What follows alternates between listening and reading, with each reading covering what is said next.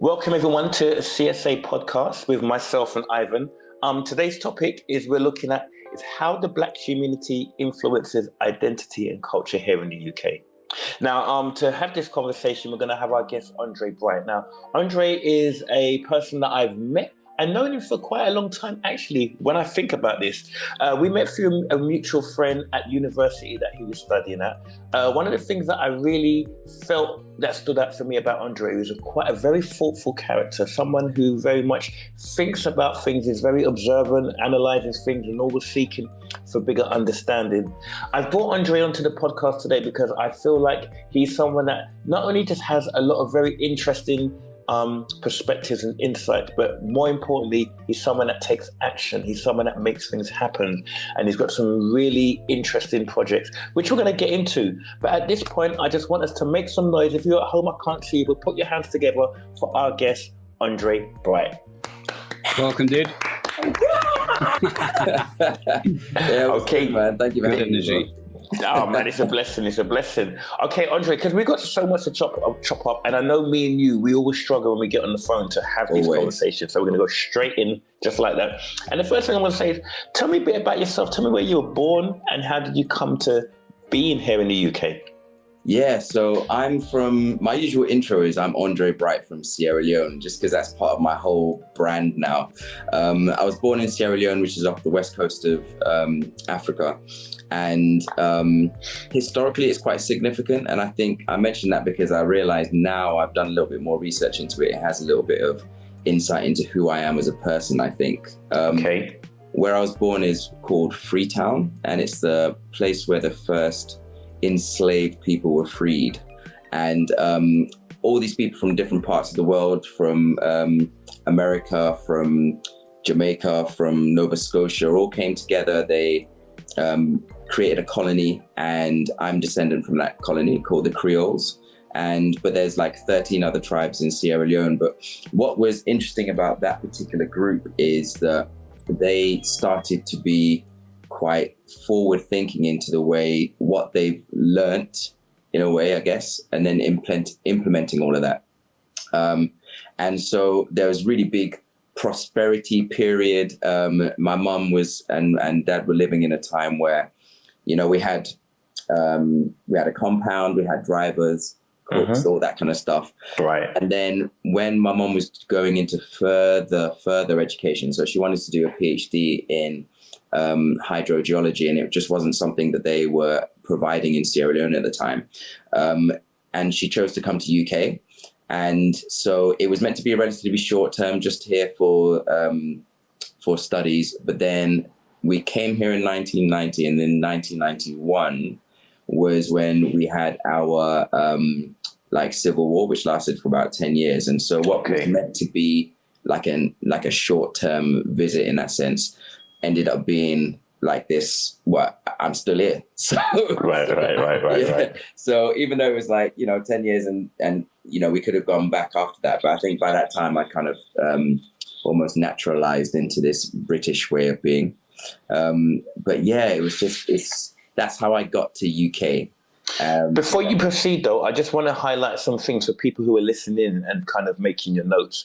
Two things that I really want to home in for people listening is one, that you've talked about the fact that at this point for your research, you're able to begin to understand some tribal heritage, some connections there. You've talked about some certain feeders that contribute to your identity, your history, which is very interesting. The second thing, and I know you're going to touch on that a little bit more, is speaking about a prosperous time in Sierra Leone and how that's impacted your family. I hope people listening make a note, because we're going to come back to that. Yeah, definitely. And it's good that you pointed that out, actually, because I think with the prosperous time, I remember having a conversation with my mum, and I've done it quite more regularly recently, being able to talk to her about her experiences when she was my age and younger. I don't think many of us do that. And it was quite enlightening to see her experience, because my relationship to Sierra Leone now is just not where it was when she was my age. And so it kind of gives me a little bit of insight. I remember speaking to someone and they were like, if you'd have said in 1970 that Sierra Leone were going to put someone on the moon, it would have been well within our reach. in that sense. Okay. Like, it was very forward in that sense. We had one of the first universities in West Africa. We were quite significant in that sense. But yeah, you know, things change through time. There's governance and all that kind of stuff. And so now, jumping forward almost, that's kind of why I think part of my journey is so ingrained into finding out a little bit about the history and what happened and who we were and are as a people, just so that when I'm starting to look into the future now, which is where a lot of my projects lie, is like what we can do to connect with our past to give us the platform to build what we need to in the future and get back on that trajectory that we were on beforehand. Yeah, for sure. That's very interesting. Okay, so having said that, now you said that you moved here you came to the UK in 1990, and Yeah. and 1991 was when the Civil War broke out.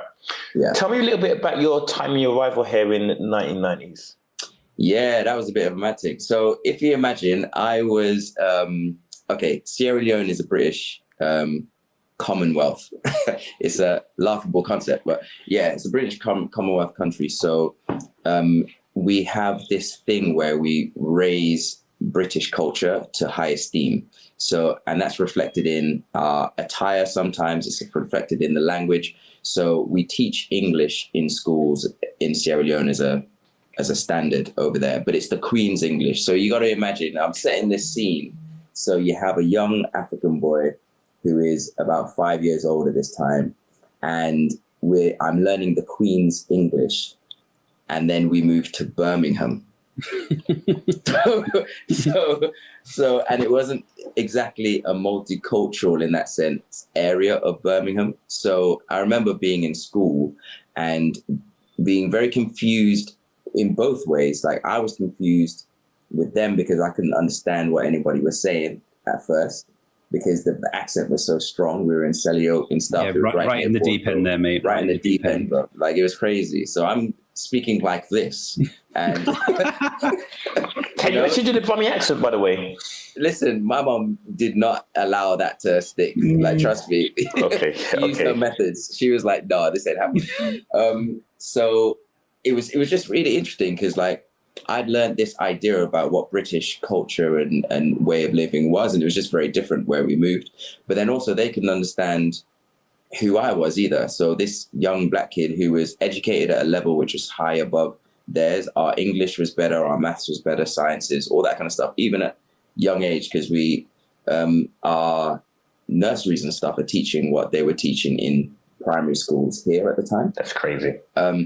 So yeah, it was just a lot of very weird experiences. Like, and I started to be very aware and perceptive of the kind of jokes people would make and the kind of perspectives that people had of Africa, because there was a lot of jokes about what kind of animals would I ride to school, how far would I go to have to get water, that kind of thing. Sorry, one second. And I was really confused by that because I didn't have any history of that. I didn't know what they were talking about. I thought these people were just crazy because, like I said, we had these drivers, we had all this stuff. And moving to UK, we actually downsized in that sense. Sure. So if you imagine the average apartment in UK, it was the size of our old living room, you know? And so it was a very interesting concept. So I think me describing my experience, even as a little boy in that sense, they couldn't understand it, but then I couldn't understand their idea about the level of poverty that they were talking about until I started paying attention to TV. And I started to realize that the only real access they had to Africa as a continent was the aid commercials. And there really wasn't really anything other than that they were really going by. So it was when I started paying attention to that, I was like, aha, okay, this is why they're making these jokes. And those adverts were rife when I was younger. I remember as well, seeing on the TV, there'd be a kid so skinny, but they'd always have like a pot belly because they were poorly because they were and it was always pictures of that just throwing. And they always try and get a picture with a kid with a fly on its head. Like, it was like, you could see they were really selective about that. And back then I had no idea, but now hearing what you're saying, being a bit older and a bit wiser, you can make the connection as to why it was a huge marketing thing, clearly. But yeah. And the maddest thing, Ivan, about what you're saying there is that even as a Caribbean, where our heritage goes back to Africa, even we were laughing and almost and joining in the derogatoriness of this whole thing. Such was the miseducation. And it's interesting. So I just also want to touch back in on what you've said about being in Birmingham, because Birmingham, in many ways, from a multiculturalism perspective, is probably one of the cities or areas of England close to London in that sense. However, from my perception of Birmingham, and again, Andre, you can correct me, it is still very specific. Like, you have very strong Asian populated areas, strong black populated areas, and I believe you was in the strongly white populated area. Is that correct? Yeah, strongly. And it was, you know, I feel like a lot of my history in that sense was quite juxtaposed. So it was very localized. I think that happens anywhere, right? We tend to gravitate towards the people we can relate to the most. And so if you're in a relatively foreign environment, you're going to naturally gravitate towards people who are from something that connects you with whatever we did at home, right? So there's an element of that. But where we actually lived, and just to give you an idea of what I call the internal and external experience I had there, is that I lived in what was called the Methodist Overseas Guest House. And that was a place designed for uni students who are international, who haven't got permanent accommodation yet. So if you imagine you're in a completely new place, you need somewhere for like 3 to 6 months while you get your feet on the ground and find out where you're going to live. Most people would stay there for, like I said, 3 to 6 months. We ended up staying there for 7 years. And the reason, after speaking to mum about this, and it was a huge sacrifice for her because it wasn't cheap, is that it was safe. She didn't have to worry about things to do, because they had like a basketball court, they had sandpit, they had games room, they had all these services and facilities. But then also what was the biggest part is that they had, if you imagine, each floor was maybe about 50 different apartments, and there's 3 floors. Each of those apartments is another family from a different part of the world. And so my friendship groups were crazy. Like at any cross section, I would have one friend from Paraguay, one friend from China, one friend from Nigeria, one friend from, I don't know, Russia. And we would all be playing together. And there were like culture days, there were all this kind of stuff. When we had the World Cup and everything, everyone would be supporting each other's countries, and we'd take the opportunity to learn about their foods and all that kind of stuff. So if you imagine, my home environment was, I mean, I don't know of any other home environment like that. Yeah, for sure. Step out of that and everything was white. Wow. So, wow. Okay. Right? The diversity of thought, though, then, like the being able to introduce to those cultures, like, you know, being able to smell each other's food down the hall, you know, like that's quite an interesting one. All I smell is fish and chips all the time. So like, you know, like, but no, it's serious. That's actually mad to step out from where you were, then to obviously, like you're saying, you leave that barrier to go to school and stuff. But like while you're there, that's just an amazing concept. I feel like every kid now just needs to grow up in a place like that where they just it's crazy. Love it. Definitely. But it's funny because also, like, what I'm hearing as well is, like, even though maybe the situation and the circumstances in which you came here might not have been the most ideal, actually it sounds like you were getting the most richest example of what multiculturalism should look like in that sense, because you just there was no one dominating space. Everybody was just celebrating each other's, because everybody was a visit, everybody was a guest per se, you know? Yeah, and I think it's one of these things where you don't really appreciate it like that until afterwards, looking back, because at the time I took it for granted that we're just in this space. If you imagine coming from Sierra Leone to this new environment, I just took it as what I saw. Yeah. I didn't know any better. I didn't know about it was only really when I came to UK that I realized the concept of being black, so before I was just Andre. So here it was like coming to a completely new place. All your perceptions were different anyway. So now it's just like, okay, so I'll just take it at face value. But I'm in a space which is complete. Like I realize now that my interest in culture spurs from that, I think. Interesting. I really do like to travel. And when I do like to travel, I don't like to necessarily just go to hotels and chill.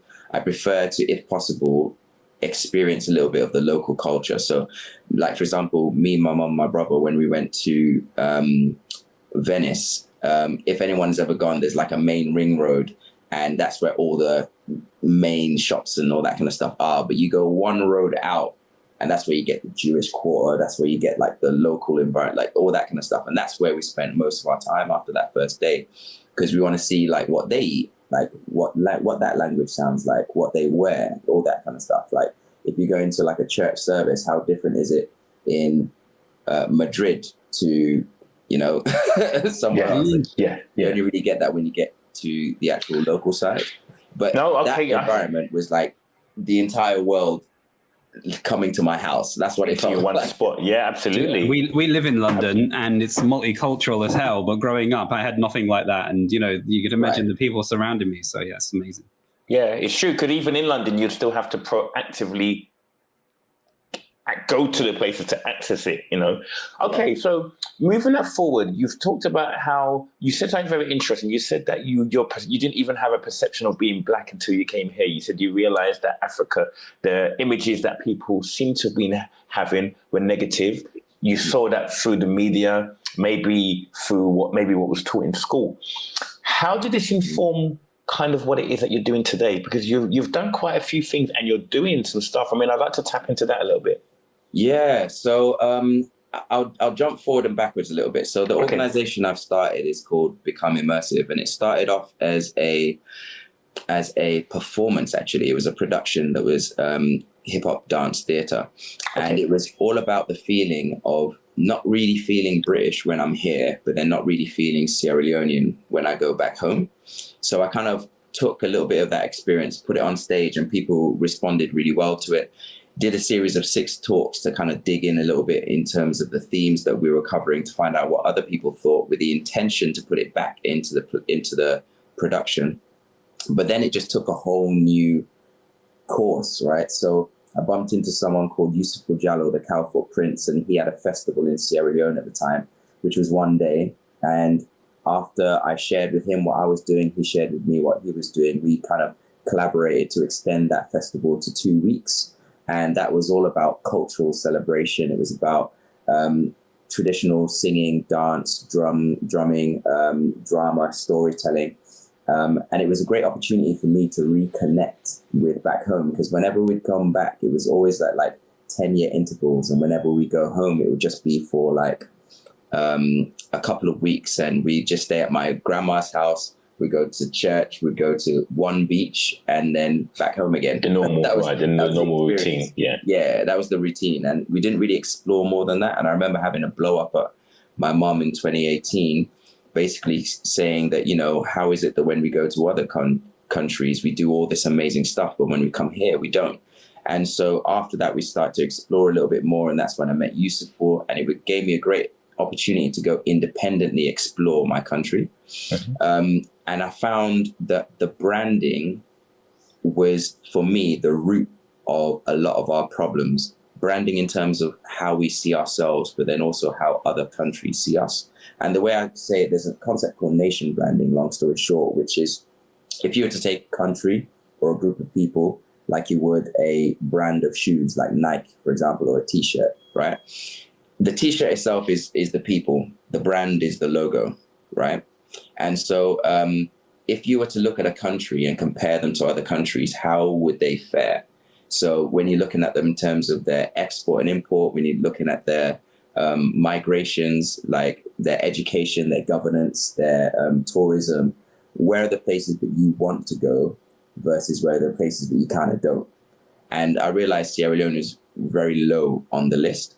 But then I was very curious about how, even in terms of our wealth and stuff, comparing it to other countries like China, who in 35 years turned themselves from one of the lowest on the economic ladder to the highest economic ladder. And now we consider them to be like the upper echelon of technology and superpower, how they managed to do that. So now a lot of my projects are to do with changing. Our logo is, our tagline is changing the brand of Africa and its descendants from the inside out. And the idea is, how can we empower ourselves to do the change that's necessary to make us competitive on a global scale?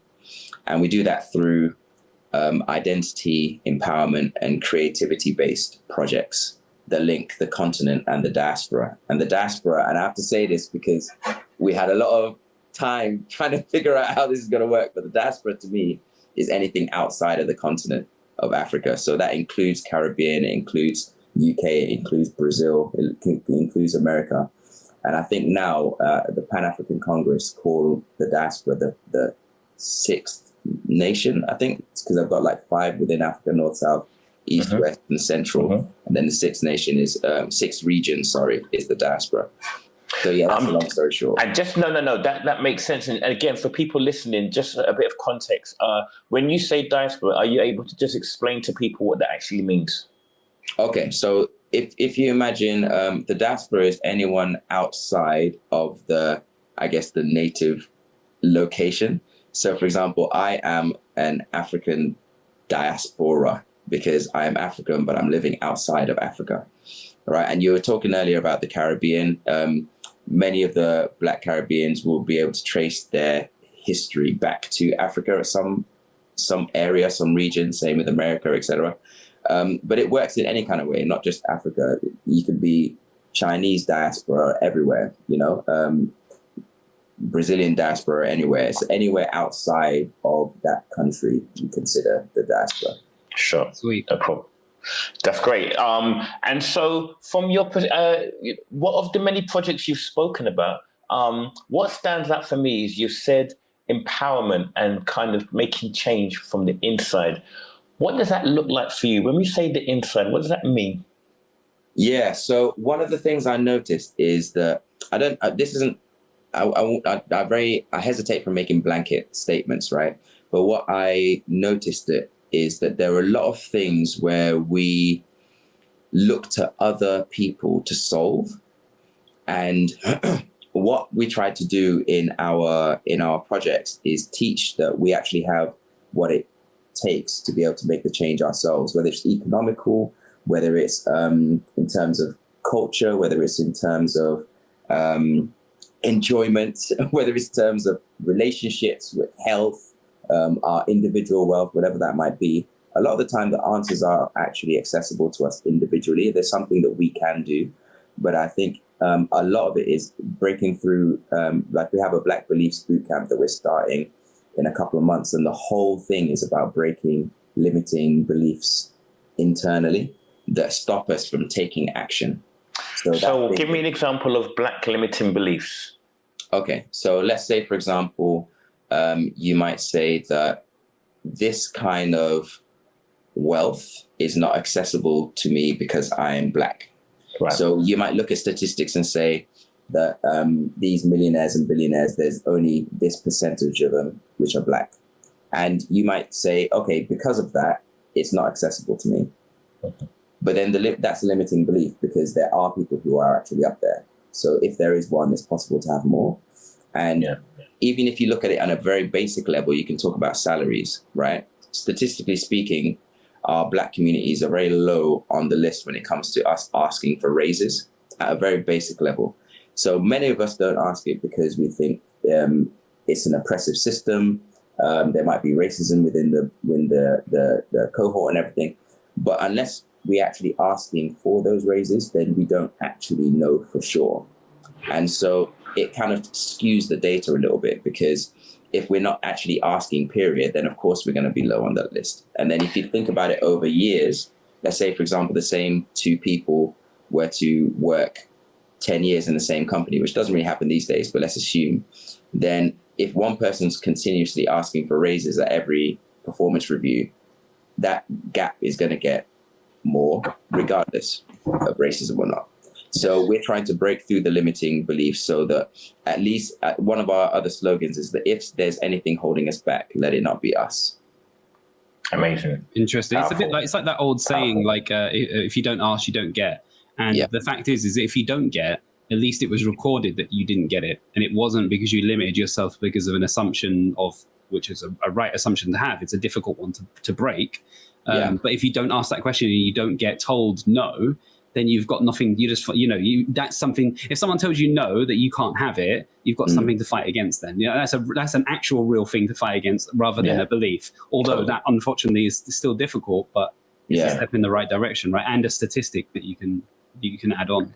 Definitely. But also, it also ties into, I know me and you, Ivan, have spoken about this, the whole data conversation, because sometimes data doesn't capture Doesn't tell the full story. Yeah, doesn't tell the full story. Yeah. It just shows the manifestation. But actually what you're talking about, Andre, is the mindset that drives. And there's no data to discuss mindset unless people are externally talking about it. And sometimes we're not often even conscious of the mindsets that we hold on to. We just act in what is our normality. So I guess what I'm also hearing from what you're saying, Andre, is you're almost challenging many norms, things that people will just go unchallenged and continue to perpetuate systems that, although may have roots in classic barriers like racism, there may be a little bit more to it, or it may be more changeable than we think it is through some very simple mindset changes, if maybe what you're talking about there. Yeah, and a good thing to point out here is that you use the word simple. A lot of it is simple, but it's not easy. Right. So I've not, like through working with people and doing some of these projects is what I've noticed. And it's not just in the diaspora, it's on the continent as well. So for example, when I was doing our project back home and we went back to Sierra Leone, I was making a really conscious effort to talk in Creole, which is my native tongue, which I'm now starting to learn back because it's been so long. But people were like, why don't you speak English? And they were really pushing back against me doing some of this stuff. And I realized then it's like they are still holding British culture above Sierra Leonean culture, even in Sierra Leone. Yeah. And so how much more is it when we are outside of our native environments where we find ourselves in just a plain new environment. Let's take native out of it. We're just in an environment where we feel, which is really important. We feel, and the feeling makes it feel real. That's right. Right. So we feel like we're being treated certain ways and all that kind of stuff. But then, like you said, Ivan, is if you do it and then they respond a certain way, that is something you can take action over. The problem is if we take action over something that hasn't happened. Right. And so it perceptions are super difficult to perceptions, right? It is, and it takes, what I've learned is that, and we're doing this in the boot camp, is how to take yourself outside of the situation, look at it objectively, ask critical thinking questions, and see what is the actual threat here, what is the actual problem, what can I do about it? There's always something you can do about it, no matter how small, even if it's just remove yourself from the situation. That is always an option a lot of the time, right? So a lot of it is what can we do in the moment. How can we train ourselves so that we can see that option? Like, you still feel the emotion because a lot of these things are coming from the right place. It's giving us warning signs. We're very spiritual people, so there might be intuition at play. But at the end of the day, until something is proven, we still got, there's still room for us to do something. So that's what we're. And the thing is, what you're talking about is, and it's something often when I speak to people, particularly outside of the Black community, who are trying to understand maybe some of the traumas and the legacies of racism, for example. The legacies manifest in many different ways, but I'd probably say the most dangerous of those legacies is adopted mindsets that we now have. And, when we talk about trauma, PTSD, for example, which is identified in soldiers, when they have trauma, it doesn't mean that the environment that they're now living in is a war zone. It's the emotional, it's the mental processes that are still kicking in as though they are at war. While they're so what that says is, although environmentally there may be forces and stuff that are still need to be addressed, at the very least, the very bits that someone can internally take control of needs addressing first. And so it sounds like what you're talking about is really honing in on that part of it first. Definitely. I just want to add a little bit on that, because you touched on an interesting point about PTSD and trauma, because if you look at the science of it, it takes a few generations to get rid of.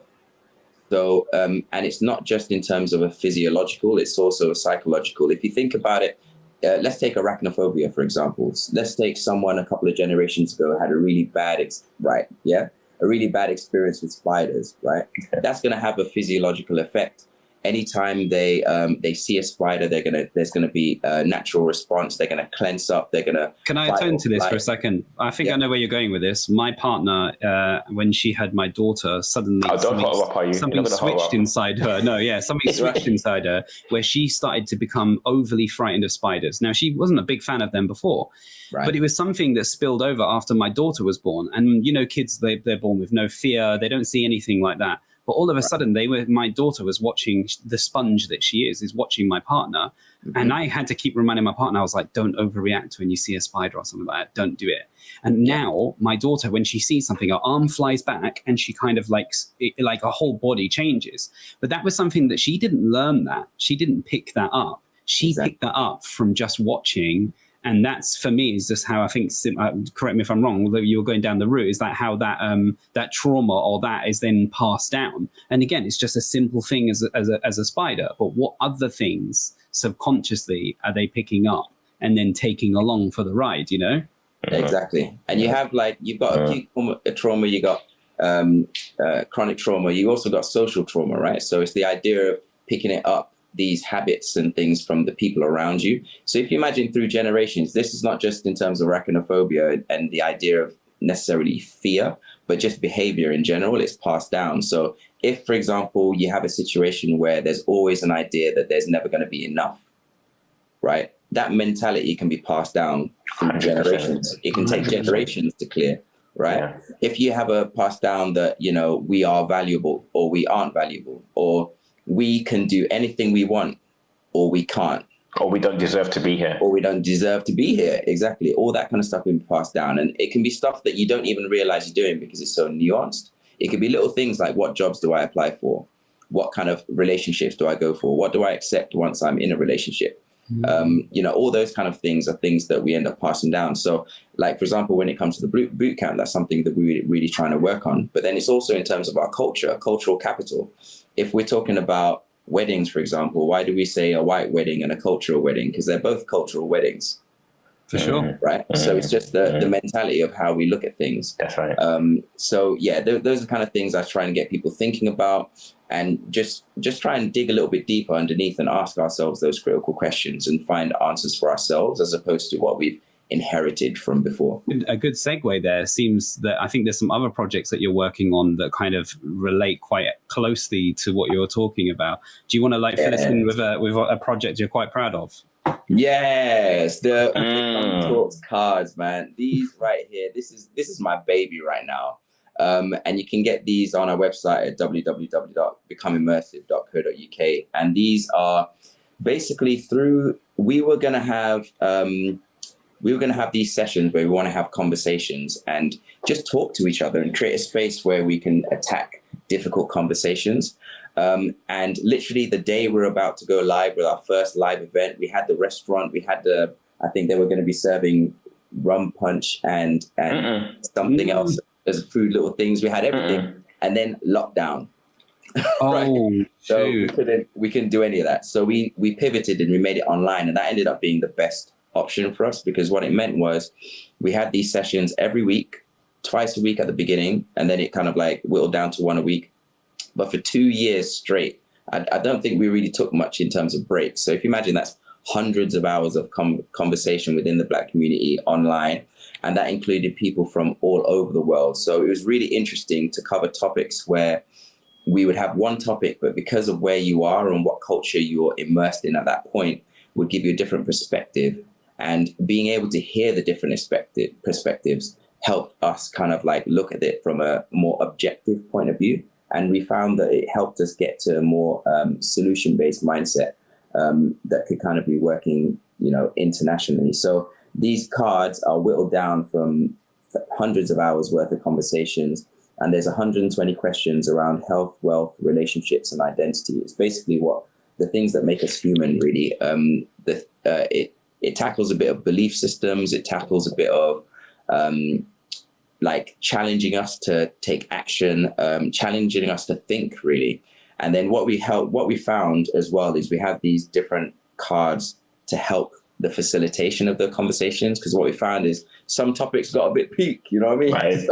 I can imagine. Some of the topics got a bit deep. Yes. There was one we had, which was, I think we called it family ties. And my mum came on and we're having intergenerational conversations, and it dig deep because, family is really close to home. Some people don't have a great relationship with theirs. So how do they build that? How do they start a conversation where you're trying to heal from past traumas and things like that? But then some of them are around wealth, like how do I know what my credit score is? Do I know what, all that kind of stuff, all the basic stuff. So we covered all kinds of stuff. What's my love language? Like, so this one here, for example, is on what's my love language, right? So I can't even remember what the question does. So it's like, what is your favorite love language to give? What is your favorite love language to receive? But then really powerful one, how do you express love languages to yourself? And so it's like, so we take different concepts, we break it down into ways for you to explore different ideas, and people are using them with their family, with their friends, on dates. So, which is really a good way to like break through some of the, because like ultimately when we're looking at our experience of self as we go through, a lot of it is based on our relationship with ourselves and others. And I find that the deeper relationships are built through trust, which are built through vulnerability. And you can only really do that once you create space where you can be vulnerable and you can be open. You can say, actually, I'm struggling with this, or I don't know about that. And it's at those points that the other person can step in and actually be there for you. Even self-love is based on that, right? It's your ability to know that you've got you, no matter what happens, if anything else fails, you know that you will always be able to pull through for you. And that happens through consistently being there, being able to come out of the hard scrapes, solving problems and things like that. So these cards are designed to help us do that, whether it's you want to use them for journaling and self-exploration, whether it's to build a relationship with someone. Maybe you have a distant relationship with someone you want to kind of bring closer, or like I used this with my grandma, and it was how I learned that I was descendant of the Yoruba, and I had okay, interesting. But this is powerful stuff, bro, because what this does is, first of all, it gives people a base of beyond the spaces. I said, people that don't know you, for example, that anyone who's around Andre, I think it would be fair to say that Andre has got a very infectious way of spreading positivity, and you ooze an element of you want people to aspire to a better level than where you currently are, whatever that looks like. But then now you've got these cards that people beyond knowing you can actually have access, or at least triggers for knowing how to end these conversations. I think this is a powerful tool for people within the Black community in terms of, as you've talked about, wanting to rebuild, change traditional mindsets that's not serving us. But I would even argue that even beyond, anybody can be using these kind of cards. We will talk about, I'll definitely, before you go, you have to make sure that you make it clear where people can get these cards. We're going to put a link in the description. So if you're watching or listening to this right now, they're already there you go. Well, I will have that sorted out. Boom, boom. So what I'm going to say now, moving that forward, because this is what you're doing. And, I would say, you're quite unique in the sense that you're not the only person, but there is other people around in the community that have actually established some quite structured stuff.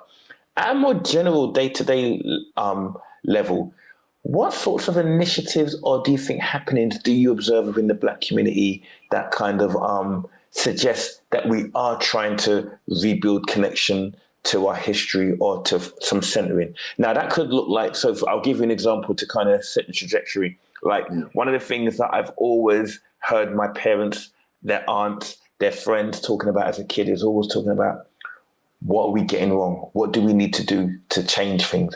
So just from that day to day, or it could be a little bit more than that, what sort of things are you seeing within the community that shows that we are doing things to make changes? Yeah, I think, I've noticed a bit of a shift over the last maybe 10 years. So we've always had that one table of uncles who are just talking about politics, right? That's always going to happen. And shout out to the uncles when they get heated. Yeah, shout right. out to them. Everything always they make the point, right? I always love it. But then there's no kids at that table, right? Yeah. So, and I think now I'm realizing that there's a bit of shift. I don't know whether it's as the generations go, and I think the next generation is going to be really interesting to watch what that relationship looks like, just being more open, because I know back home anyway, when I was living there, so this is like late 80s. A while ago. Yeah, no, it was a little while ago, but back then the children were seen but not heard. And there was that whole idea is that, you know, unless you're a certain age and you're a big man, then you don't really have a voice at the table. I feel like now people are starting to wise up to that and realize that actually children are more intelligent than we give them credit for, but they're also very perceptive. And what I found with my goddaughter, for example, is that she would ask me questions that would make me think of things in a very simple way, which would challenge my understanding of the thing. So I think that we've actually been missing out on the opportunity to bring them in. But then also, especially when it comes to things like education, wealth, and things like that, we can't leave it up to the world to do that for our children. So we need to have spaces where we can share our knowledge, share our culture, share our, you know, ideas about wealth and how to build that. If you're doing your mortgage and conversation, have that conversation with your children, you know. Sure. And I'm noticing that starting to change now. But then also in terms of pop culture, like, I feel like Jamaica has had probably one of the strongest influences on the world culture in like recent years ever. But then now Afrobeat is starting to grow as well.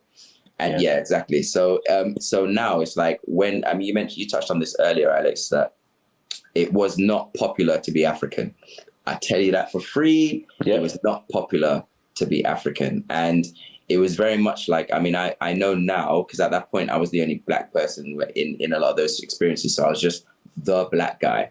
But then now speaking to a few of my friends who were African living in that environment, some of them took on Caribbean personas, you know, completely erased their African identity because they didn't want to get bullied in school. That's right. You know? And it was really crazy for me to hear that, because I thought it was bad enough just being quote unquote black, this idea that was bestowed on me. And I couldn't fathom the idea of then having to you know, categorize like levels of black like that. Even the concept for me, the closest I've come to that is friends I've been out pretending to come from Essex, which makes no sense. Right. But like, you know, like that, maybe that's the best example I can give you. Like, oh, you from London? No, Essex. Yeah. But Ivan, did you not hear in more docs? Because I think your era, no, maybe it was a little bit before you, where you used to hear black kids saying, "No, man, he's not black, he's black." He's black. Black. Right. All of that. So, you know, there was this whole hierarchy around tone of skin. And you're very right, Andre. I mean, I grew up in that. Even for Caribbeans, every Caribbean was Jamaican. Some young people. Yeah. There wasn't necessarily shame to be a Bayesian or from Antigua or something, but it was fashionable to be... In the same way that it's fashionable to have the American accent. If you're talking about all the English languages, all the accents, the cool accent is the American accent. The Hollywood accent is the American accent. The Hollywood black accent or the street accent was the Jamaican. That was the most street you could get. Do you know the closest thing that I can relate to from my point of view is I sound like a Londoner, but it's because I'm fooling you.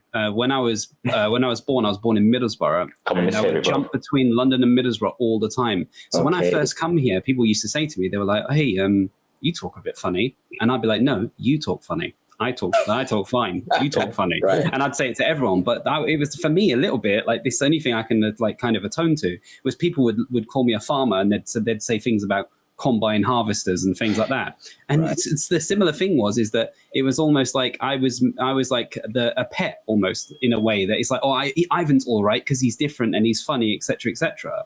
But then the abuse that would come from it was just like, and I wasn't particularly well off either when I was younger, so that didn't help either. So it's like just got destroyed. But yeah, the idea that I can only relate slightly between that from coming from Middlesbrough to London and then just being pointed out all the time for it. If I said butter or bath or bus, and was like, "What the hell? You talk funny." So yeah, it's the only thing I can relate to. See, it's true, Ivan. I don't really hear. It's only the odd time that I've heard the odd occasional. I know. I say to Pip, I'm like, "Pip, you're gonna get in the bath in a minute." My partner looks around at me like that, and I'm just like, you know, like still happens in my own home.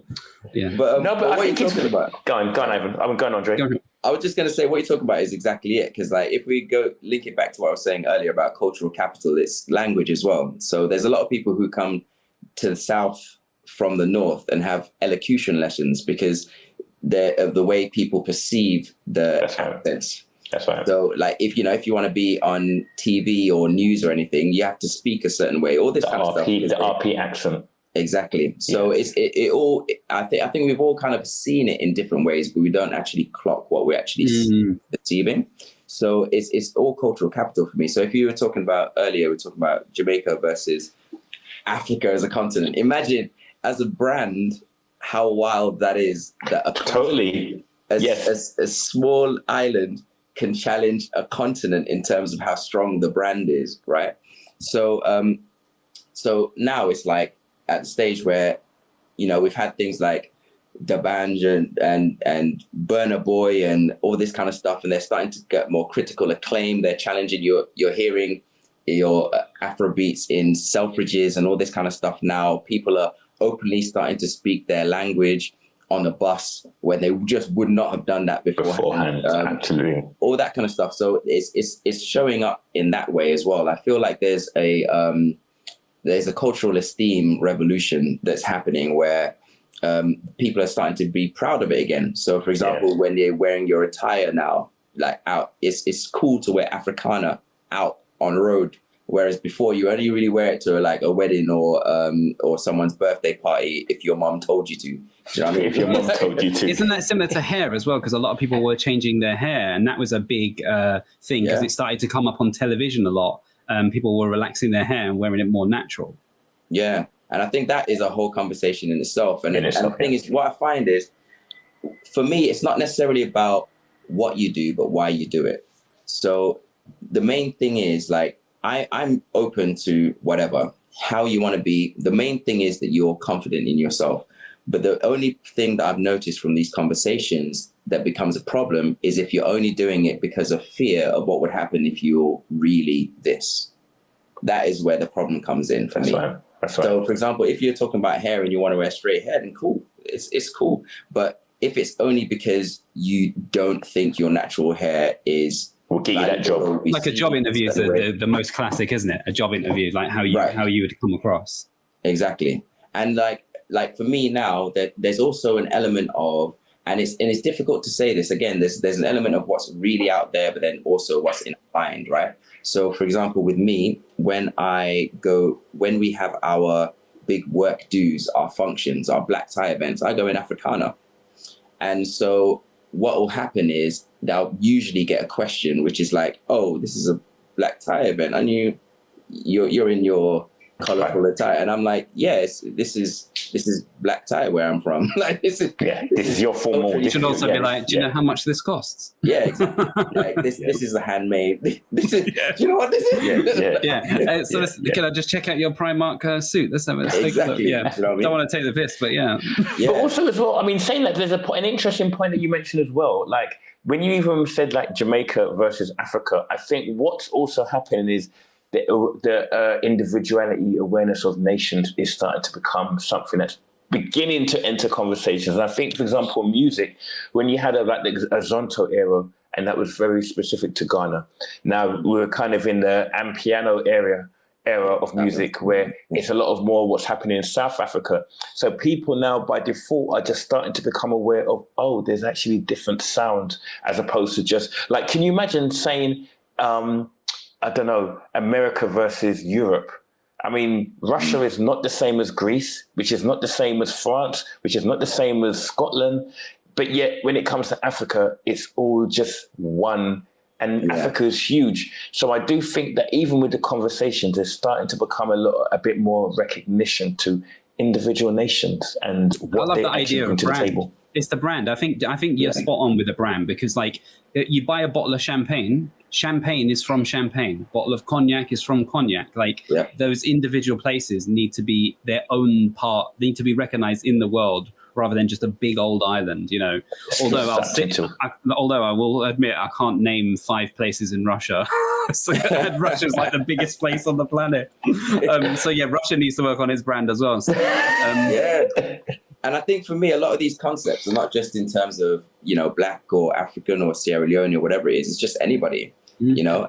I think everybody has a role in their own brand, but then also whatever they represent, whether they realize it or not. So what a great example of this on the flip side of all this it's interesting when you have conversations when you're asked to represent a whole nation that you don't really represent. So, for example, I remember seeing this interview with Akala, and he was being asked about the behaviors of people who commit knife crimes within our, communities. And, and he's like, would I ask you why, how pedophiles work? Because you fit that demographic. Do you know what I'm saying? Like, we don't. Yeah, for sure. Do you know what I mean? There's no, like, why 110%. group this entire people into this box based on this idea? Exactly. You don't walk up to a white person and necessarily go, how do you feel about pie and mash shops closing across the country? It's like, oh yeah, I've got loads of insights and data on that. So, Andre, you've said quite a lot there, and I really hope, again, for people listening, that there is some resonance in what you're saying. One question that's quite dear to me, because everywhere I travel, I'm engaging in these conversations, and I think I come from the angle of people understanding each other, finding the language that people can begin to understand what's happening. You've discussed and highlighted a lot of stuff that are happening within the Black community, which I think a lot of people will probably not be aware of, because what's often highlighted in media spaces is the chaos. But not necessarily all of this work, which, if I'm honest, I would say I don't necessarily see this level of work in any other community. I feel like in terms of, I would say, this is me, that right now in, say, British society, the Black community are leading in terms of these conversations around culture, connecting or reconnecting, understanding what's needed to influence and inspire the young people, understanding what sorts of traumas may exist in the spaces and how do we work through that. Even in conversations between men and women that's happening across the wider society, I'd argue that in the Black community, it's a lot more nuanced. So, having said that statement, and people, I'd love to hear people's thoughts through the comments, but the question I had for you is, why do you feel generally that there is a kind of a resistance to having these conversations in the UK, whether that's around cultural capital, whether that's about revisiting maybe some of the ugly history of the UK empire and how that's impacted? Why do you think this kind of resistance exists? Do you know, I think a lot of it is to do with the idea of the British Empire and its history and its role in a lot of things. It's very difficult sometimes to be proud of something which has a dark past. I'll give you an example, like a parallel, right? And this is something that occurred to me recently. I mentioned that I'm from the descendant of the Creole tribes, right? So us as a people, we are descendant from freed slaves, freed people who were enslaved, right? But then what we did was we built a lot. So there was like a boom in Sierra Leone from that community who were building a lot of the roads and the infrastructure and all that kind of stuff. And then we amassed wealth. So we became the ones who were probably comparatively one of the most wealthy tribes within Sierra Leone. But then that meant that we had the capacity and the resources to do certain things. And what a lot of us chose to do was to leave for quote unquote greener pastures. And then that began what we now call the brain drain. So a lot of the people who were well educated and well financed left Sierra Leone and left it in a state almost irreparable in that sense, and started a lot of the deterioration, which means that now the following governments put measures in place to restrict our growth within the country. So me as a Creole descendant can't buy land so easily because I'm Creole and because of that history. So it's a relatively dark past that no one really talks about, but we all kind of like know that it's underneath. And in a similar kind of way, but completely different scale, is British colonial history. If you think about it in terms of the past, you drink that water, bro. Like, if you think about the past, it's what I've realized is not just about, I mean, we said before about how some of these things are passed down through generations. It's not just about the art act, it's about the mindset. So, for example, when we, British, go to other countries, we expect them to speak English. As a really small example of the mindset, right? We have a very, the world is ours concept. similar to the Americans in that sense, I think. So when we start to talk about the stuff that we've done wrong, I feel like it's one of those things that people feel uncomfortable about because it's something that did happen and you can't really deny it, but it's not something that people want to talk about. It's like trauma in your past. You don't really want to talk about it. Do you know what I mean? It's like these things happen, yes, but you start to get the rhetoric of, oh, it's in the past, let's move on now. And one of the things I've realized, which makes things really difficult, I think, actually, this is just my perception, so I may not be in the best place to say this, but what I've noticed is that because of the mindset, and specifically of the colonial mindset, and colonialism is really interesting because it's not just killing people, it's saying that your identity is now your us, but then you don't have the privileges of being us. That's right. And so you strip other nations of their identity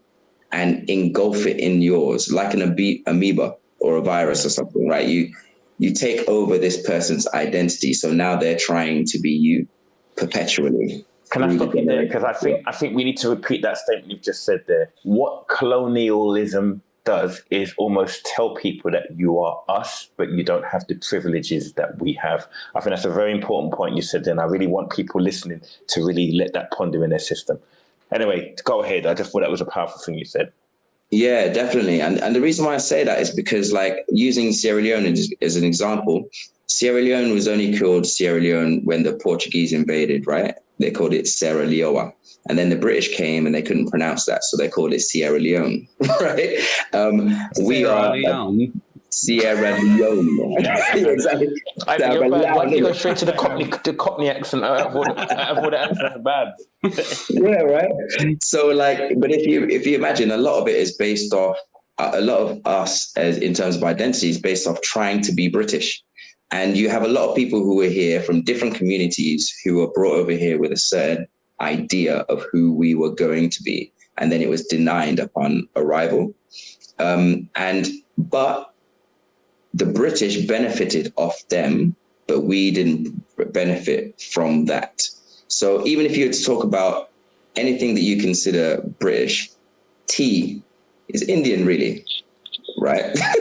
so it's not something that we've taken, from other parts of the world. So it's like, I feel like it's difficult. Like, there was this whole thing, I can't remember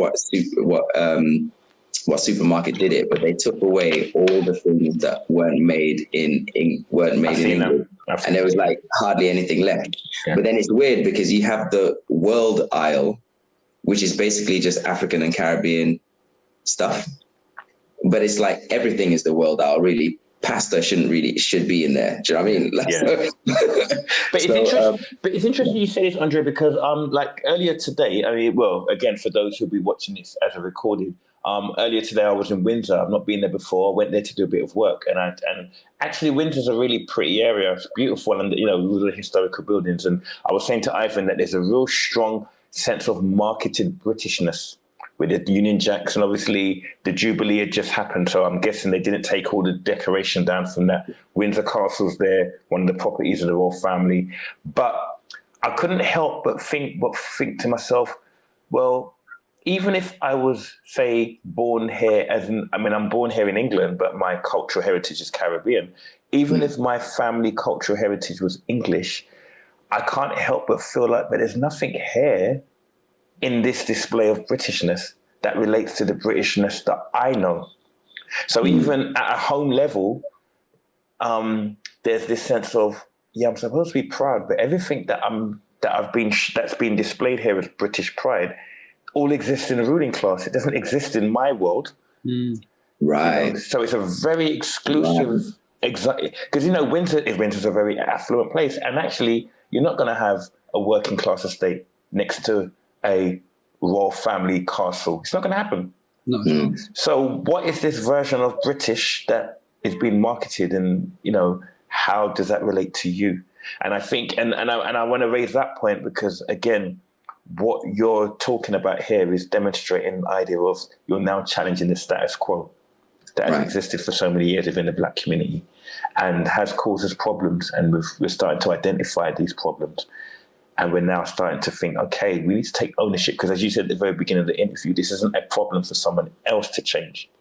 This isn't a waiting on the government, or this isn't a voting for a party in the hope that this would change. This is a communication. This is a sit down with your neighbors and start having a conversation type of situation. Yeah, You know what I mean? and I think even deeper than that, it starts in here. So it's like a mindset. I think what we don't realize is we give up a lot of our autonomy of our mind on a day-to-day basis. So the problem with ideologies is they're based on effectively programming we've grown up with over time, right? And it's the way we see the world. We accept this as the way it is. We accept it as fact.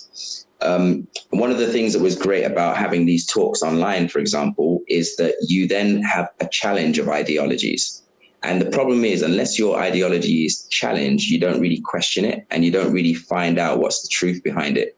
And so having conversations like this is really important, which is why, for me, though, it takes a certain kind of person or mentality to be able to have the ideologies challenged, Right.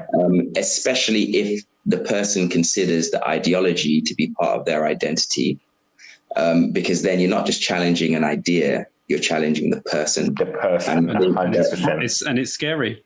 And it's scary for people to do that. But that's what I found when you were talking about the cards, what I love so much, because again, you start with the vulnerability, but you have to want to be vulnerable. And if you could, because you can go but get a pack of the cards, but unless you open that, you take that first card out, sit in front of your family and hold the card and look, and then you're like, okay, next card. Trying to find the best card that suits what you want to say, Pick that card up, read it straight away, because I was thinking one about what's your love language, and I'm thinking about talking to my brother about that. Bro, what's your favorite love language? My brother's looking at me like 6'4", just like, what? Love language.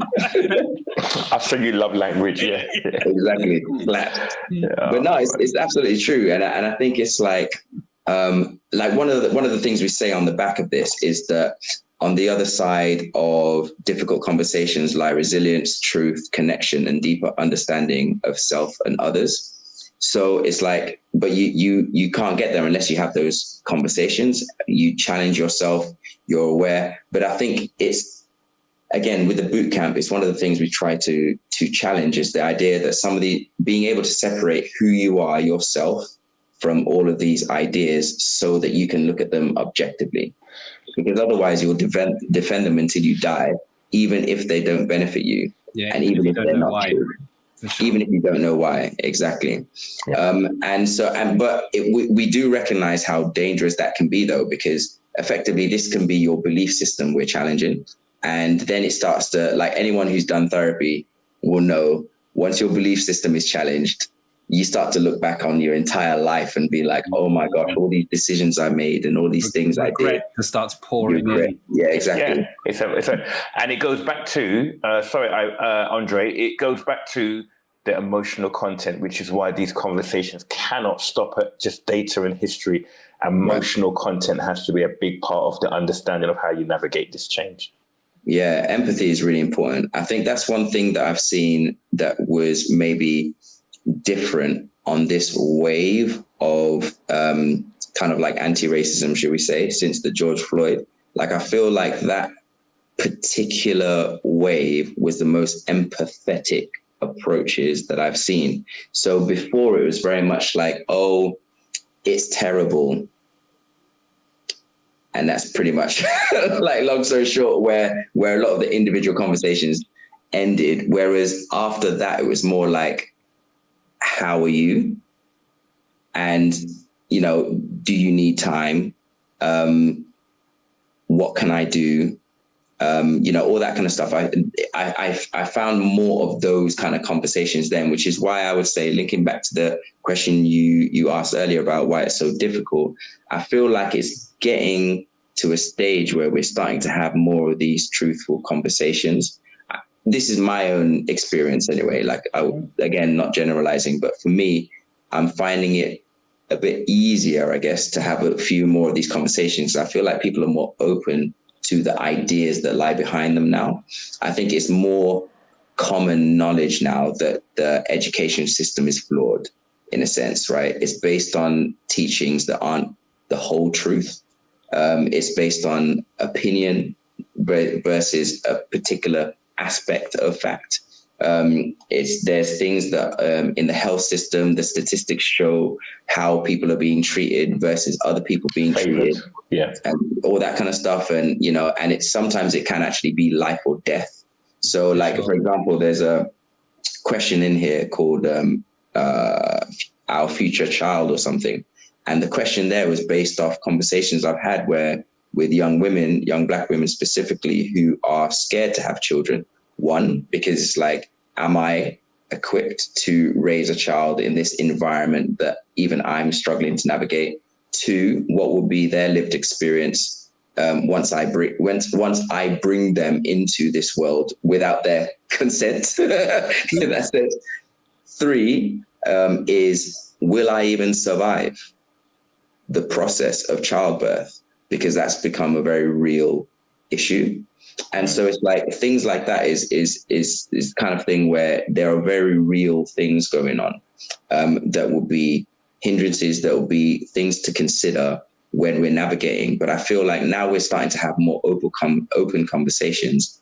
Other people are starting to be more aware of the kind of things that we consider when making basic life decisions. And so there was a question you were asking earlier on that I was leading to. It completely just lost me. But yeah, that's my thought around that. But listen, you have said a huge amount in today's session, and I think an hour is enough for people to really just ponder, and you've left enough. Yeah, there's enough to digest there over the next week. People are going to be coming back to them. And so maybe at this point, what I want to do is I'd like to leave with a closing remark, or is there something that you would like people to take away with all the many things that you've said, Andre? Is there anything that you would like, maybe you hoped for listeners to get from this conversation? And then Ivan, I'll ask you afterwards as well, the same thing. Yeah. So there was I don't know if you ever used to watch The Desmonds. Yeah, man. Channel 4. Oh man, that was an amazing show.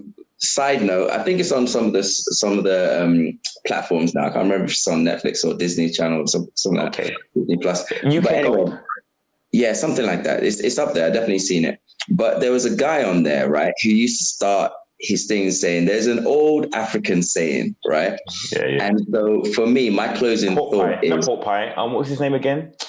I can't remember his name now. It's been so long. Yeah, not pork pie. Yeah, I've forgotten his name, but yeah. Pork pie was a joker though. Yeah. But yeah, so in terms of a closing statement, I say there's an old African saying that until the lion learns to write, the hunter will always be glorified in the story. And what that means is, unless we take up our own narrative, someone else will tell it for us. And it's really important for us to acknowledge that and know that there's actually something that we can probably do, even when it feels hopeless. To not give up, basically, and find that thing, take control of that, challenge your limiting beliefs, separate your ideologies from you so you can really look at them objectively. And, if all comes to fail, just think, what would Beyonce do? Nice. I love some of those. Go for it. She's got less barriers than many of us, right? So a lot of the barriers that we consider, think of someone who doesn't have those barriers and think, what would they do? Yes. I love some of the quotes you said, Andre. They were great. Next time you're looking at getting some decoration for your kitchen, don't get live, laugh, love.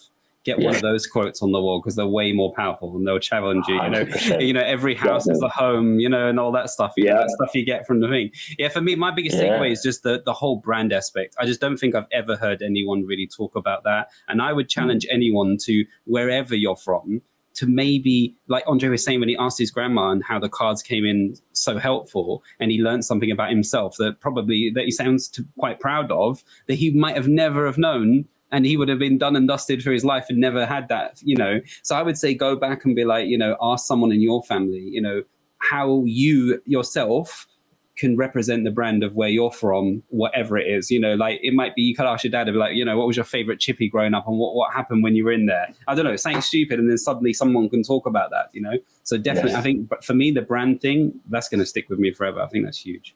Awesome. And my takeaway is, I think, Andre, you mentioned, in fact, when we think about our whole conversation tonight, it's been all really around perception, awareness of self, value of self, all emotional traits.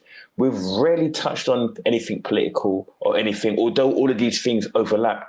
And I guess what that does and reinforces for me is a recognition that in terms of the aspect of this that I'm really passionate about, as I've said before, is getting those conversations where people really begin to understand each other on a level. So even if people are in their own directions, as the world should be, you should be given the space to go where you need to go, is there's a level of understanding, but that has to come from an understanding of self.